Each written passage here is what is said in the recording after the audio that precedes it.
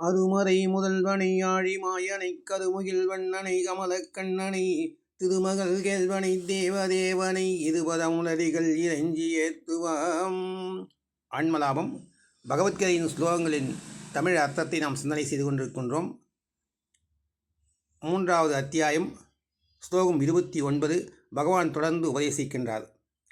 எவர்கள் பிரகிருத்தியின் குணங்களால் முற்றும் மயங்கியவர்களாய் குணங்களுடைய கர்மங்களிலே பற்றுக்கொள்கிறார்களோ அந்த முற்றும் உணராத அஞ்ஞானிகளை எல்லாம் உணர்ந்த ஆத்மஞானி கலங்கும்படி செய்யக்கூடாது. இது ஸ்லோகம். கோவில் ஒன்றில் வார வழிபாடு சொற்பொழிவு நடைபெற்று கொண்டிருந்தது. சொற்பொழிவாளர் பிரசங்கியார்னு சொல்லுவாங்க. கழுத்தில் உருத்ராட்ச மாலை, தங்கச் செயின், வண்ணமயமான அங்கவஸ்திரம், பட்டு வேஷ்டி, கழுத்தில் மாலை, இப்படி சகிதமாக காட்சியளித்தார். அவர் பேசிக்கொண்டிருக்கின்றார். பிரம்மம் எங்கும் நிறைந்திருக்கின்றது என்ற தத்துவத்தை விளக்கி கொண்டிருக்கிறார். அவர் சொல்கின்றார், எல்லாம் பிரம்மம், உலகும் பிரம்மம், வானமும் பிரம்மம், சிலையும் பிரம்மம், மலையும் பிரம்மம், கடலும் பிரம்மம், நதியும் பிரம்மம், செடியும் பிரம்மம், கொடியும் பிரம்மம், யானையும் பிரம்மம், பூனையும் பிரம்மம், பூவும் பிரம்மம், காயும் பிரம்மம், நரியும் பிரம்மம், பரியும் பிரம்மம், நாயும் பிரம்மம், பேயும் பிரம்மம், இருளும் பிரம்மம், ஒளியும் பிரம்மம், சொல்லும் பிரம்மம், பல்லும் பிரம்மம், நானும் பிரம்மம், நீயும் பிரம்மம். இப்படி அடுக்கு மொழியில் பேசிக்கொண்டிருந்தார். எதிரே அமர்ந்திருக்கும் மக்கள் முறைத்து பார்த்து கொண்டிருக்கிறார்கள், என்னவென்று சொல்லிக் கொண்டிருக்கிறாரே என்று. இப்படித்தான் ஒரு இடத்தில் ஒருவர் சம்பந்தமின்றி பேசுவதை கேட்டுக்கொண்டிருந்த மக்கள் ஒருவர் பின் ஒருவராக எழுந்து செல்ல கூட்டம் குறைந்து கொண்டே வந்தது.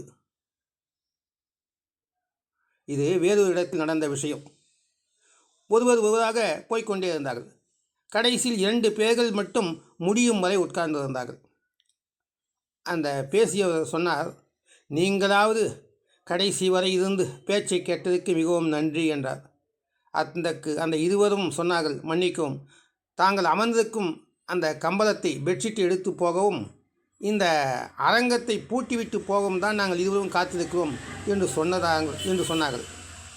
பேச்சாளர் முகத்தை பார்க்க வேண்டுமே, சகிக்கவில்லை.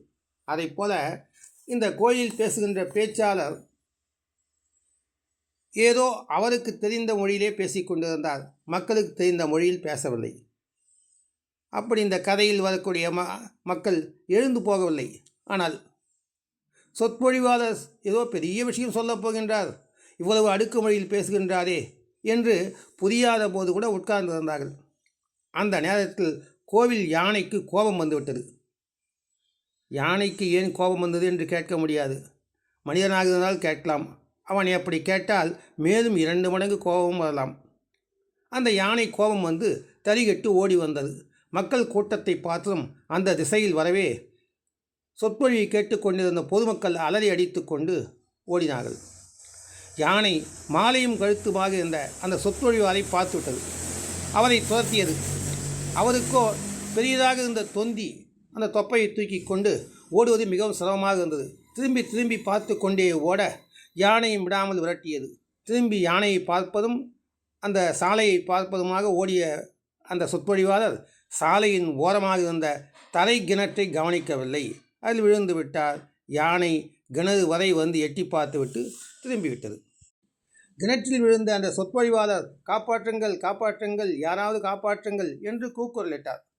நீச்சல் தெரிந்த அவரது பேச்சை கேட்டுக்கொண்டிருந்த இளைஞன் ஒருவன் ஓடி வந்து கிணற்றில் குதித்து அவரை தரைக்கு கொண்டு வந்து நிறுத்தி சொன்னான், யானையும் பிரம்மம், கிணறும் பிரம்மம், தண்ணீரும் பிரம்மம், நானும் பிரம்மம், நீயும் பிரம்மம். பிரம்மம் பிரம்மத்தை துரத்தியது. நீங்களாகிய பிரம்மம் கிணறான பிரம்மத்தில் விழுந்தீர்கள். நீங்களான பிரம்மம் தண்ணீரான பிரம்மத்திலே இருக்கட்டும் என்று கூறி மீண்டும் தடால் என்று அவரை கிணற்றில் தள்ளிவிட்டு விட்டான். ஐயோ ஐயோ, காப்பாற்று, நான் இப்படி இனி பேச மாட்டேன் என்று அலறினார். மீண்டும் அவரை காப்பாற்றிய இளைஞன், புரிந்ததா? இனிமேல் கேட்கின்ற மக்களின் மனநிலையை புரிந்து கொண்டு அவர்களுக்கு குழப்பம் ஏற்படாமல் பேசுங்கள் என்று சொல்லிவிட்டு போய்விட்டார். கதை ஒன்று படித்திருக்கிறேன். நெப்போலியன் சிங்கத்தோடு போரிடும் அளவுக்கு வீரமுடையவன், தைரியமுடையவன். ஆனால் பூனையைக் கண்டு நடுங்குவானாம். சிங்கத்துடன் போரிடுவான், ஆனால் பூனையைக் கண்டால் வாளை சுருட்டி கொண்டு ஓடிவிடுவான் என்று சொல்லியிருக்கிறார்கள். ஏன்? அவன் 6 மாத குழந்தையாக இருந்தபோது நடந்த ஒரு சம்பவமே காரணம். நெப்போலியனை போன்றவருடைய வாழ்க்கை சரித்திரம் கிடைக்கின்றது. அதனால் அதன் காரணம் அறிந்து கொள்வது சுலபமாக இருக்கின்றது. 6 மாத குழந்தை தொட்டியில் உறங்கிக் கொண்டிருந்தது. ஒரு காட்டு பூனை அந்த குழந்தையின் நெஞ்சில் காலை வைத்து நிற்கின்றது. 6 மாத குழந்தை மார்பில் காட்டுப்பூனையின் கால் அவளுடைய நெஞ்சில் அமர்ந்து விட்டது. ஆழ்ந்த அன்கான்சியஸில் இறங்கிவிட்டது.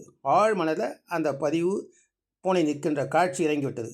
பிறகு அந்த குழந்தை வளர்ந்தது, நெப்போலியனாக மாறியது, எல்லா விஷயம் மறந்துவிட்டது. ஆனால் பூனையை பார்த்தால் உடனேயே நெப்போலியன் 6 மாத குழந்தையாக ஆகிவிடுவானாம். பூனையை கண்டால் அவன் பின்வாங்கி விடுவான். மீண்டும் 6 மாத குழந்தை நிலைக்கு சென்று விடுவானாம். நெப்போலியனை வெற்றி கண்ட யுத்தத்தில் யாருமே வெற்றி கொள்ளவில்லை.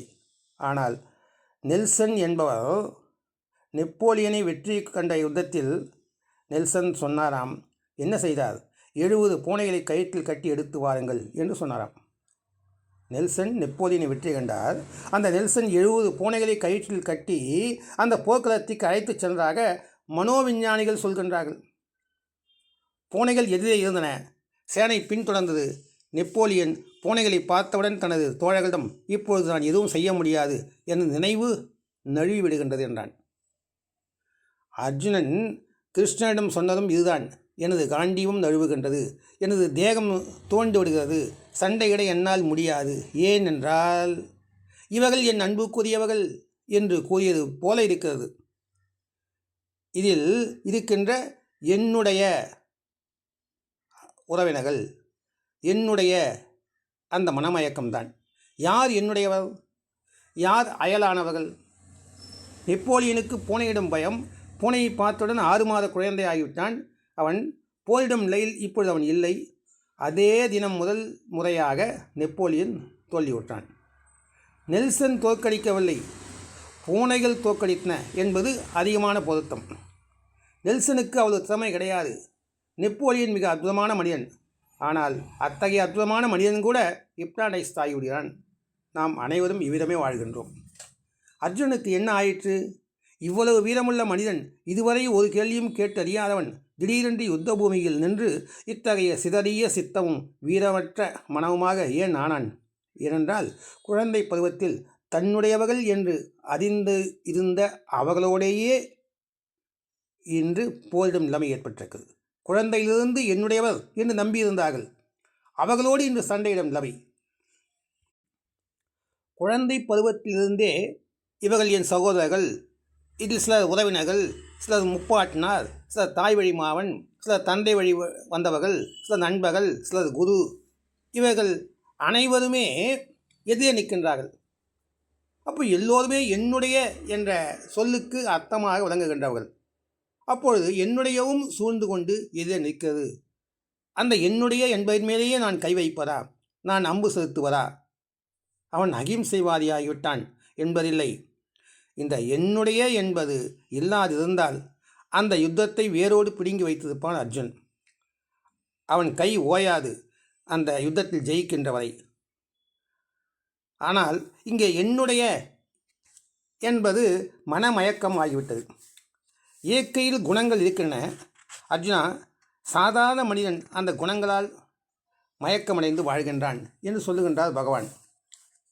அந்த மயக்கமே அவனை இருளில் போர்த்தி வைத்திருக்கிறது. அந்த மோகம்தான் அவனை அந்த யுத்தத்திலிருந்து பின்வாங்கக்கூடிய நிலைக்கு தள்ளிவிட்டது. ஞானிகளுக்கு தனது இந்த மயக்கத்திலிருந்து விடுதலை பெற வேண்டியது அவசியம். ஞானி புருஷன் என்பதன் பொருள் ஹிப்னாடைஸ், அதாவது மயக்கத்திலிருந்து விடுபட்டவன், எந்த பொருளாலும் மயக்கம் அடையாதவன் என்பதே ஞானிக்கு டெஃபினேஷன். எந்த பொருளாலும் மயக்கம் அடையாதவன். ₹1 அவன் எதிரே வைத்தால் அவனுக்கு சாதாரண பணமாக மட்டுமே தெரியும். ஆனால் பணத்தினால் மோகம் மயக்கம் அடைந்தவர்களுக்கு பணம் மட்டும் தெரியாது. அவனுக்கு என்னென்னவெல்லாமோ கற்பனையாக தெரியுமோ நமக்கு தெரியாது. அவன் மனக்கோட்டை கட்டுவதில் இறங்கி விடுகிறான். அவனுக்கு பணத்தில் 1லிருந்து 10 ஆகும், 10லிருந்து 1000 ஆகும், கோடியாகும், உலகத்தையே வெல்லலாம். இப்படி எண்ணிலடங்காத கனவுகளிலே கற்பனைகளிலே அவன் ஆழ்ந்து விடுவான். அந்த எதிரே இருக்கும் ₹1 ஆயிரக்கணக்கான கனவுகள் பிறந்து விடுகின்றன. ஆனால் மனமயக்கம் இல்லாதவர்களுக்கு ரூபாய் நாணயமாகவே காட்சியளிக்கிறது. அதிலிருந்து கற்பனைகள் பிறக்காது, மனமயக்கம் உருவாகாது. அர்ஜுனா, உனக்கு யுத்தம் வியர்த்தமானது என்று தெரிந்துவிட்டாலும் கூட, அதாவது யுத்தம் வீணானது என்று தெரிந்துவிட்டாலும் கூட, யுத்தத்திற்காக தயாராக நிற்கும் ஜனங்களில் யாருக்கும் யுத்தம் வியர்த்தமே என்பது தெரியாது. உனக்கு தெரிந்திருக்கலாம், ஆனால் அவருக்கு தெரியாது. நீ இங்கிருந்து ஓடினால் கோழை என்றே உன்னை பற்றி அவர்கள் எண்ணுவார்கள். ஏன்னா அவர்கள் யுத்தத்தை வீண் என்று அவர்கள் நினைக்கவில்லை. உனக்கு போர் வீணான செயல் என்பது தெரிந்தாலும் அவளுக்கு தெரியாத காரணத்தால் நீ ஓடிய பின்பும் போர் நிகழும். போரை நிறுத்த முடியாது. யுத்தம் நடந்தே தீரும், அதை நிறுத்த முடியாது. 4 புறத்திலும் நிற்கும் வீரர்கள் இவர்கள் முழுமையாக யுத்தத்தினால் மோகப்படுத்தப்பட்டிருக்கின்றார்கள். இவர்களுக்கு வேறு எதை பற்றி நினைவோ அறிவோ இல்லை. இந்த அஞ்ஞானிகளுக்கிடையே இயற்கையின் குணங்களால் மயக்கமடைந்துள்ள பைத்தியங்களுக்கு இடையே நீ தெரிந்து கொண்டிருந்த போதிலும் இவளுடைய வாழ்க்கை நிலை வீணாக சிதறிவிடாத முறையில் நீ நடந்து கொள்ள வேண்டும். நீ ஒருவன் ஓடிவிட்டாலும் எதுவும் உபயோகமாக செய்ய முடியாது. ஒன்று மட்டுமே நீ செய்யலாம். உனக்கு நல்ல நினைவு வந்துவிட்டதென்றால் வாழ்க்கையில் சுகம், துக்கம், வெற்றி, தோல்வி அனைத்துமே சமம் என்பதை மட்டுமே அறிந்து கொள். அது இறைவனின் கையில் இருக்கிறது. நீ கர்த்தா அல்ல, நீ செய்பவன் அல்ல. நீ செய்பவன் என்பது நினைத்து கொண்டு கர்மங்களை செய்யாதே. கர்த்தாவாக இல்லாமல் நினைத்து கொண்டு கர்மங்களை செய். அஞ்ஞானிகள் முக்குணங்களால் மயங்கியவர்கள், துவந்துவங்களால், இரட்டைகளால், விருப்பு, வெறுப்பு, இன்பம், துன்பம், உறவு, பிரிவு, ஆரம்பம், முடிவு, இவைகள் இரட்டைகள். இந்த இரட்டைகளால் மயங்கியவர்கள், இயற்கை வசப்பட்டவர்கள், 4 சுவருக்குள் இருப்பவர்கள். அவரை கடந்து, அந்த சுவரை கடந்து வெளியே இருக்கும் ஞானி அவர்களுக்கு குழப்பத்தை விளைவிக்கும் வகையில் நடந்து கொள்ளக்கூடாது. ஞானி மயக்கம் இல்லாதவர். ஆனால் அஞ்ஞானியைப் போலவே ஞானியும் ஓட வேண்டும். ஞானியே கர்மம் செய்கிறார் என்று அஞ்ஞானியும் கர்மம் செய்வான். அஞ்ஞானியை சோம்பேறியாக ஆக்கக்கூடாது. மேலை நாட்டில் நடந்த நிகழ்ச்சி இது. பேச்சாளர்கள் பலர் கலந்து கொண்டார்கள். கூட்டம் துவங்கியது.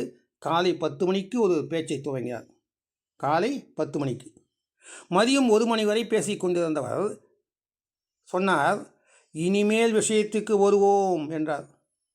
3 மணி நேரம் பேசிய பின்பு இனிமேல் விஷயத்துக்கு வருவதென்றால் இதுவரை என்ன பேசினார்? கூட்டத்திலிருந்து ஒருவன் எழுந்தான், மேடைக்கு வந்தான்.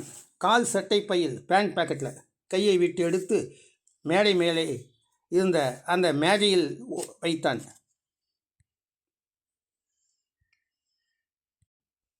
அவன் எழுந்து வந்தான். ஏதோ பேண்ட் பாக்கெட்டில் எடுத்தான். மேடை மேல் இருக்கின்ற மேஜையிலே ஏதோ வைத்தானே, என்னவென்று அந்த பேச்சாளர் திரும்பி பார்த்தார். துப்பாக்கி. இது மேல் நாட்டில் சகஜமாக வைத்திருப்பார்கள். அந்த துப்பாக்கி அந்த மேடையில் உள்ள மேஜையின் மீது வைத்தான். பேச்சாளருக்கு மேற்கொண்டு பேச்சே வரவில்லை. மேடைக்கு வந்தவன் சொன்னான், பேசு, நீ தொடர்ந்து பேசு, உன்னை ஒன்றும் செய்ய மாட்டேன் என்று கூறிவிட்டு கூட்டத்தில் யாரையோ தேடிக்கொண்டே இருந்தான். பேச்சாளருக்கு பேச்சே வரவில்லை. என்ன இவன் இப்படி சொல்லுகின்றான், ஆனால் யாரையோ தேடிக்கொண்டிருக்கின்றானே, புரியவில்லை. திரும்பி பார்த்து மறுபடியும் கேட்டார், என்ன விஷயம் சொல்லுங்கள், எனக்கு பேச்சே வரவில்லை இந்த துப்பாக்கியை பார்த்தவுடனே என்று சொன்னார். அவனோ சொன்னான், நீ பேசையா, நீ பேசு, உன்னை எதுவும் செய்ய மாட்டேன். உன்னையும் ஒரு பேச்சாளன் என்று அழைத்து வந்தானே, அவனைத்தான் தேடிக்கொண்டிருக்கின்றேன், நீ பயப்படாதே, பேசு என்றானாம்.